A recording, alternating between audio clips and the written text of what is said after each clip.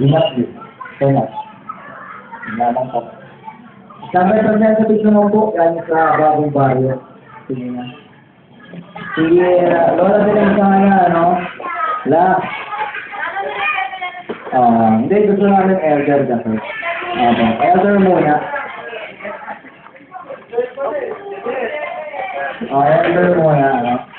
By the way, ilang happy ko lang yung mga kamag-anak namin sa bagong baryo. Self-phone sila ng upahan na ito. Dalawa lang naman kami mga upahan niya sa Caloocan. Bagong baryo ang selling natin. Sila po yung mga relative. Si Mac Bagna. May naman Mr. Ipe upahan niya. Sila. May naman present Mr. Ipe upahan niya. Felipe para ano, Felipe upahan niya. Magparamdam ka kahit sa kandila. So, sige some inspiring words.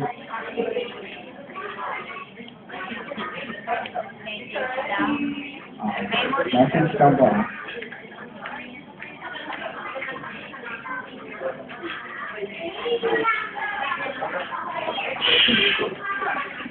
Ano?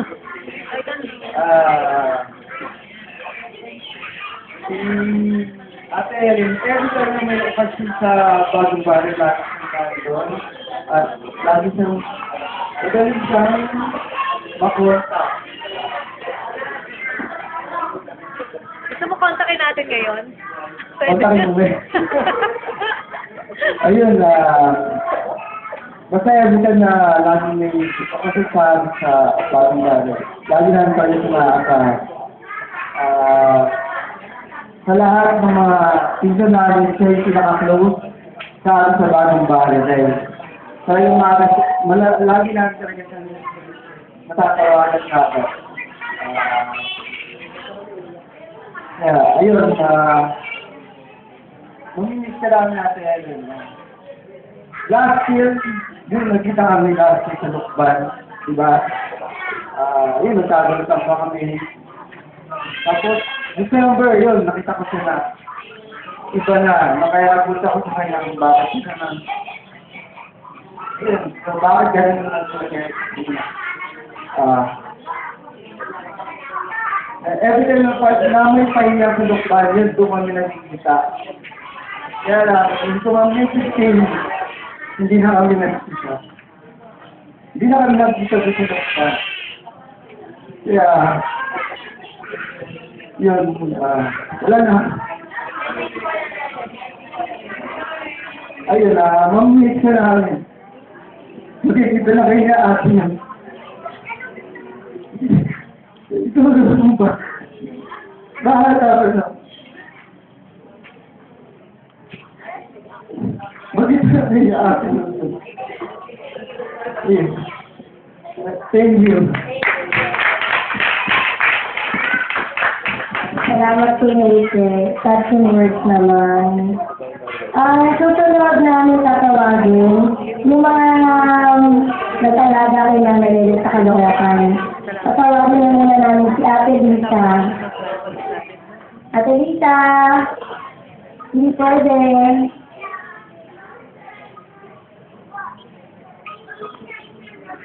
Ate Lita, pwede Ate Lita, magparamdam ka. Ano naman natin?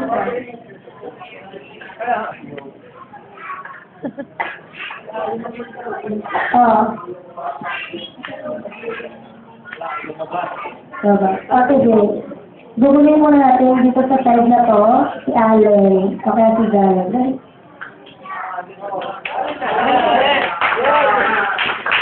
Alin siya yung memory stay namin, Ellen? Dali po ito yung kanila, hindi nila alam. Yung mga kanila. Dali!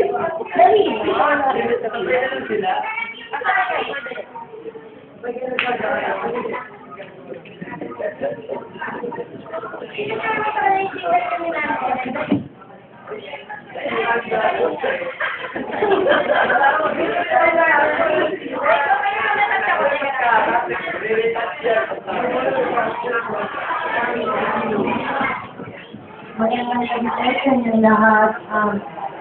Ang sana ko lang po ay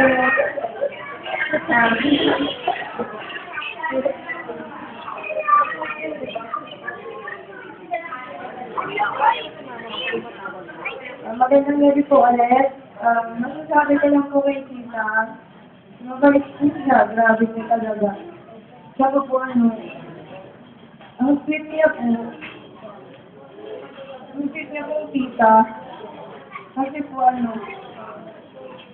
siya po yung bata pa po ako, naalala ko po yun. Nakulog po yung nakulog po kasi yung pera ko.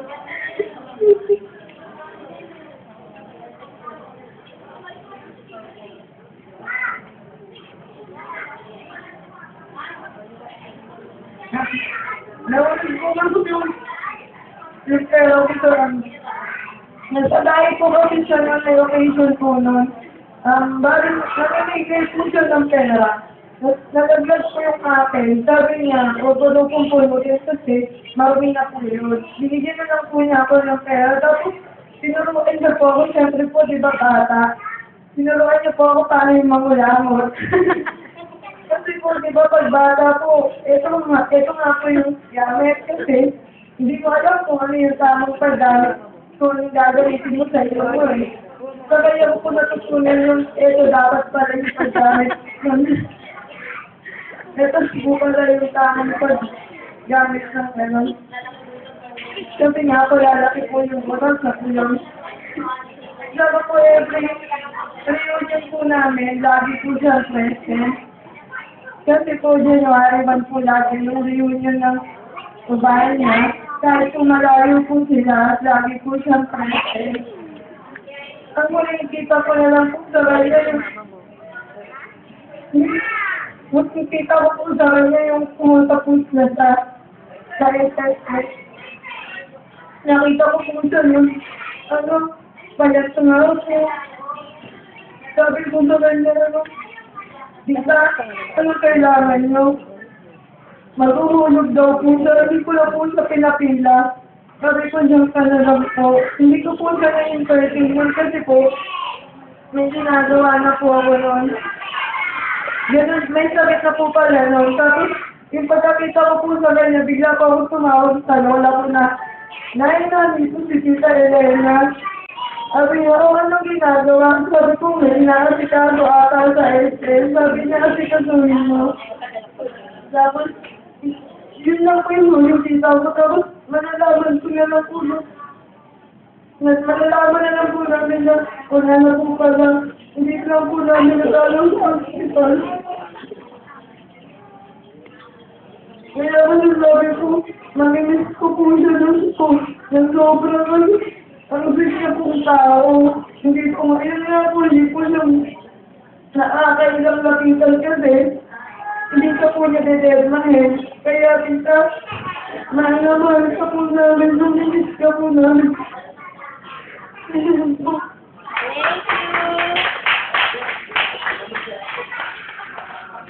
Thank you, Ate Janet. Ngayon po, tatawagan po natin si kung ano pong buhay ni Nanay Ellen sa medyo malakot-isina, si Kuya Gomez. Kasama po ni Nanay Ellen sa office.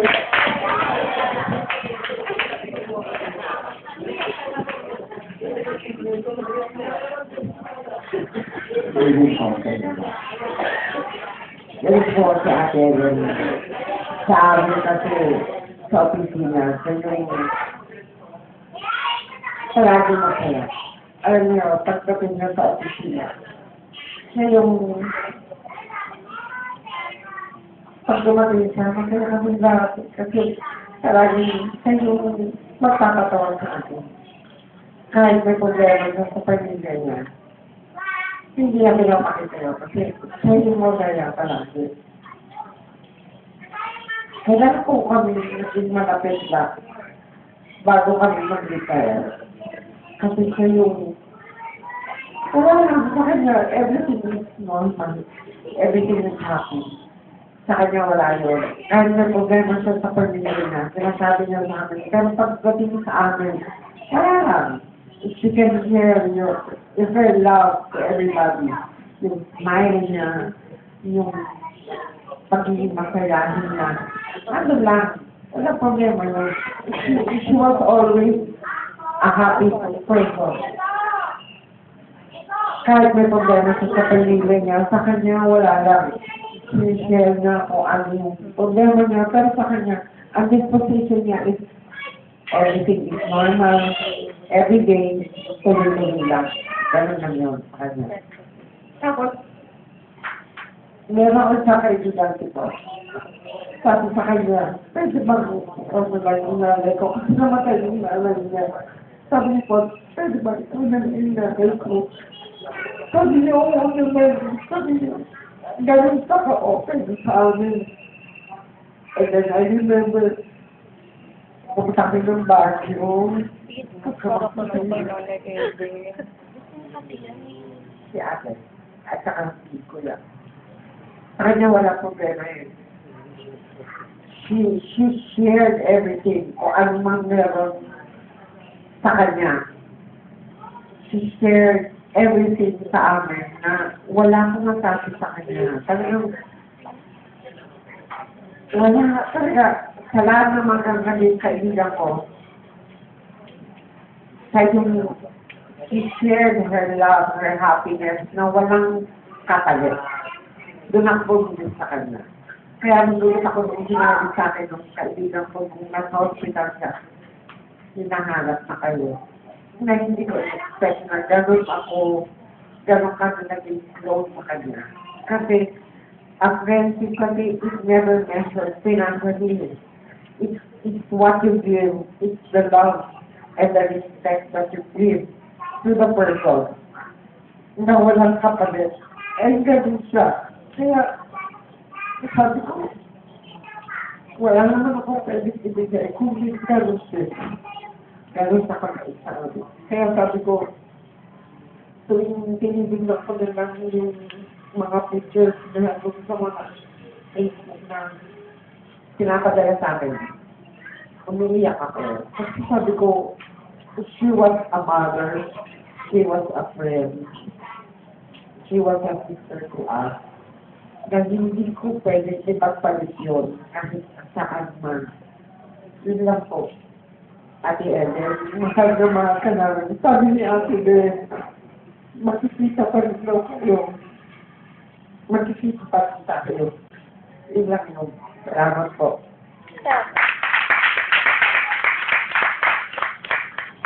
Thank you, Kuya Boy. Ngayon naman po, tatawagan po natin yung sa kanyang office ni si Kuya po.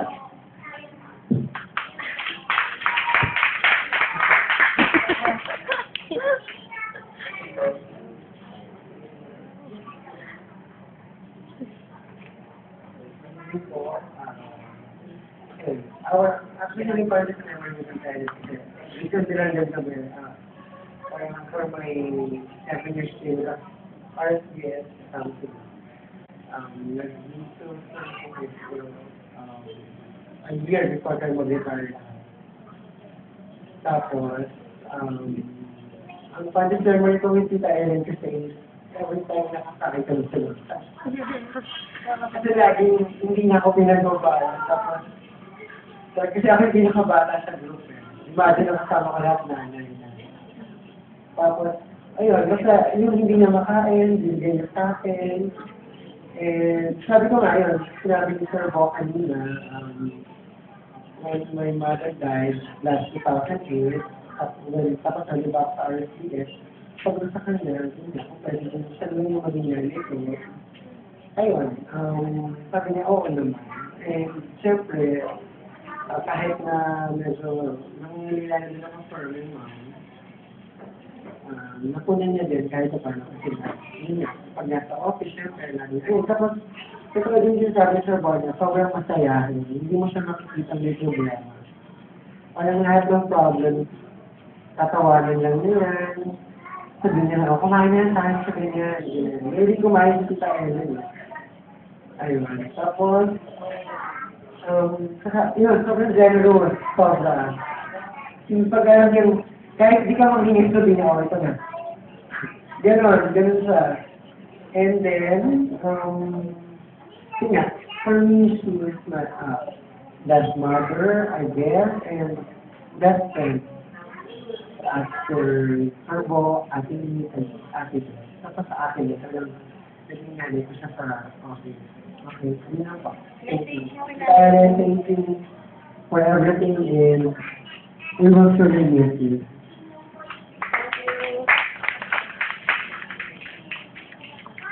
Thank you, Kuya Pot. Ngayon, tatawag po ulit tayo sa kamag-anak namin, si Ate Dorna. Siya po yung panganay sa aming magpipili. Kasi sila ka maganda. Sige.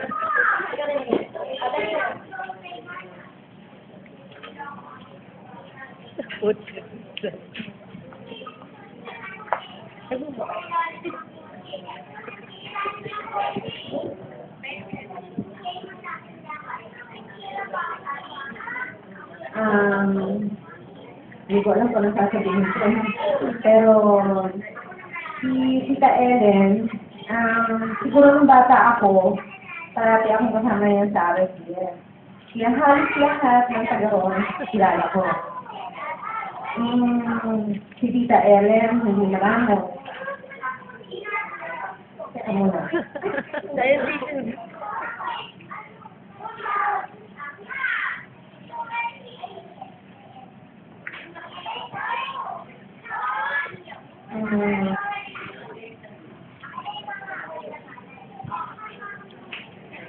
Si Tita Ellen, ano yan eh, hindi maramo. Masadumi yan. Pag wala ka, lumapit ka lang, bibigyan ka nun. Sabi nga ng mga taga-office, sabi nga ng mga office mates niya, utangan niya ng taga-RSBL. Ano pa ba? Pag walang nahiram sa kanya, hihiram niya yun sa iba. Kaya, mamimiss nila si Tita Ellen. Mamimiss niya namin siya. Lalo ako kasi nalalapitan siya pag wala ako. Yun na lang. Mamimiss namin lahat si Tita Ellen. Message mo. Mabait siya, may kasing bait ko. Matunuling katulad ko. Maganda katulad ko. Friendly katulad ko. Pati ikaw na Alam yan. siya may pera, ako wala. Yun sa iba, hindi naman yun. Message mo kaya na yun. Message mo. Shout nyo. Sa pinakamaganda namin pinsan. Ngayon tatawag naman ako sa mga kapitbahay namin dyan. Tatawagan ko namin si Mr. Tony Bungulan. Message po kayo namin kayo. Sige na. Sige na. Rina! Rina! Ano siya?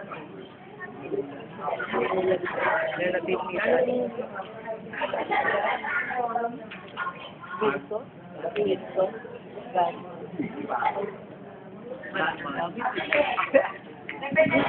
Bungulan. Si Tita Eva. Ano yun na? Walang representative kami. Sige na, Bungulan. Kamag-anak to eh. Sabi na, eh. Yay! Yeah. Hindi. Kamag-anak eh. Kamag-anak eh. Bungulan eh. Dali nga.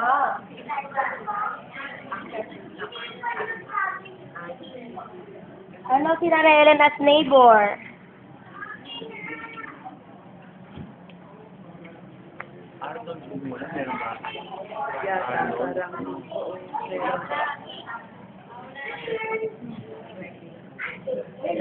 Block na nanay! Wala ka message ko nanay Ellen. Magagalit din. Block day niya na nga eh. Dali. Magandang gabi sa inyo. Ang masasabi ko lang kay Ate Lena, naalala ko siya nung nagkasakit sa tatay ko. Sinalong na po ako kung saan. Sinabi ko po sa kanya sa LCU. Sabi ko, pupunta ka ba? Sabi niya, oo, pupunta ako. Pumunta nga sila kasama yung ano yung area, yung anak.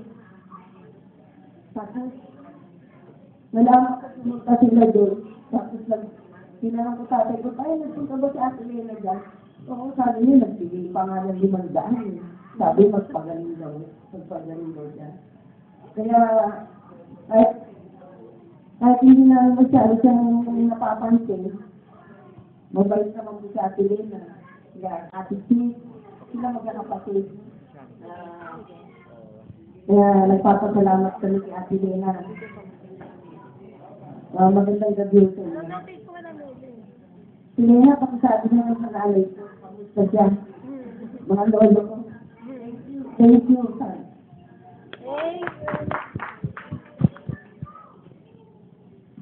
Ayun naman, tatawagan namin ulit si Mami, ang kanyang best friend. Ano naman, ito yung kambal ng nanay Ellen, magkapinhay kasi sila. Ano yan namin?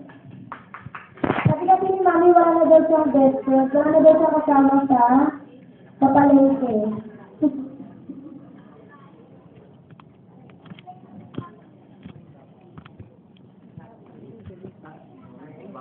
Ay, okay. So, abot mo yan. Ellen. Niya, sinang Ellen, wala na akong tagatan. Kasi sabi natin, diba, ay sa pumunta. Sabi na, hindi ka, di tayo, hindi kain tayo. Ano, gatakon pa nga niya yan. Tapos, sinanong ulit, January.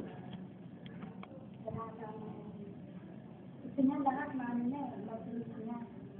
Kahit ang mga problema siya, gusto niya mag-progress.